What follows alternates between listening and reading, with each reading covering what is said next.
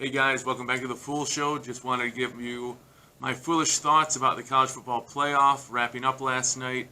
And if you watched it, it was, I would have to say, a little surprising until I think about it a little bit more. Obviously, Alabama won 52-24, and in the first half, you could see Alabama's offense was playing at a top elite level.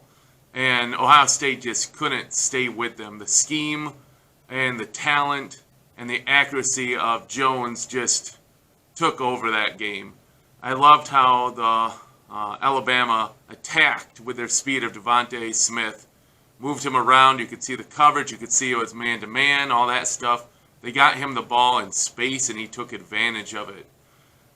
But like I said, I was not surprised by the result of the game when I first watched. You could tell it was just not meant to be for Ohio State. Trey Sermon gets injured on the first play of the game, I think it was.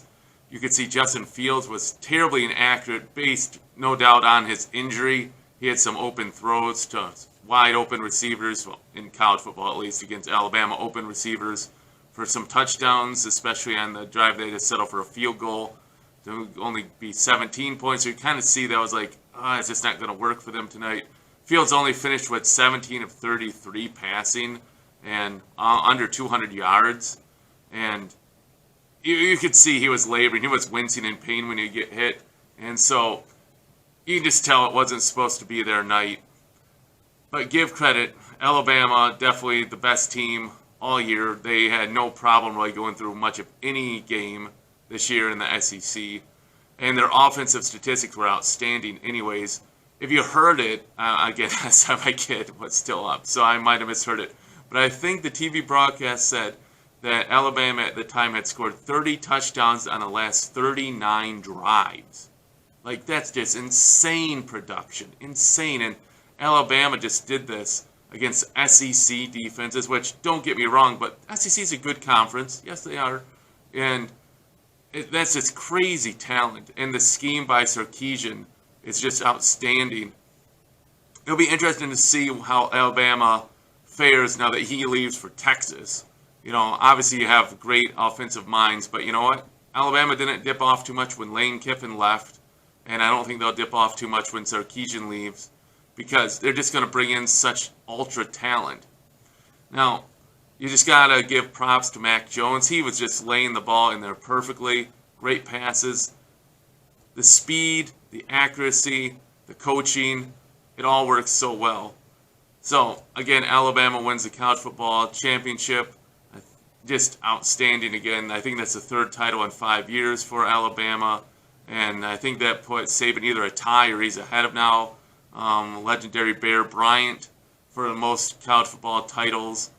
And it's just the question, with the college football playoff, you just have a guaranteed 3 teams in, at least as it stands now. Alabama, Clemson, and Ohio State are going to make the college football playoff every year. Unless something weird happens, like an outlier like LSU last year, where everything worked right for LSU. And, you know, outside of that, outside of an outlier, you're going to have those 3 teams in the playoff, and then it's always a question, who is number 4? So, just dominance by Alabama versus Ohio State, even though Ohio State run game could only get 147. And to be fair, Ohio State did shut down well, relatively, the rushing attack of Alabama. Harris only had 79 yards on 22 carries, and they only had 157 yards for the whole game. It was just their passing attack. And I think if you would ask Ohio State fans, their biggest weakness on defense was their secondary. You could kind of see that again in the the Indiana game, and you wondered if that would, happen again versus Alabama, and it did, as Mac Jones threw for 464 yards. 464 yards. Just crazy. All I can do as a Michigan fan is think, man, are these teams so much better than Michigan? Their offense, their defense. Oh, it is what it is. So another football season in the books. What do you guys think about the game? What was the biggest key? Obviously, injuries hurt Ohio State, but Alabama was playing at such a high level. I don't know if it's totally healthy. Fields and Sermon make much of a difference. I got to say, though, when Master Teague came in, he was much more of a power back than Sermon, he's powerful, don't get me wrong, Sermon is, but Sermon seems to be able to find those holes, and there were a couple runs there where Teague kind of went right up the middle instead of seeing a big hole to his right or to his left, where Sermon was in such a groove from Northwestern and from Clemson game. He was just running so well. I could just envision Sermon would make that cut, hit that big hole, and hit a big run there.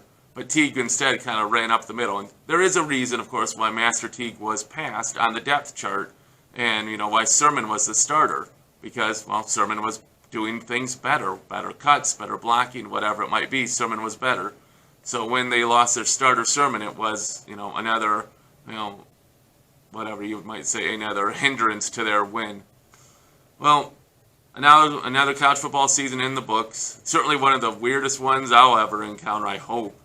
Hopefully next year they'll have fans in the stands again, and there'll be a little bit more of a real college football atmosphere. Hey, appreciate you guys watching. Again, I'm at work. You can tell I did not record this right after the game was over. Too late for me. But let me know your thoughts, your comments. At least Ohio State made it to the college football finale. The title games, that's cool. At least get the Big Ten in there a little bit. The Ohio State, showed themselves proud. Nothing to be ashamed of losing to Alabama, obviously.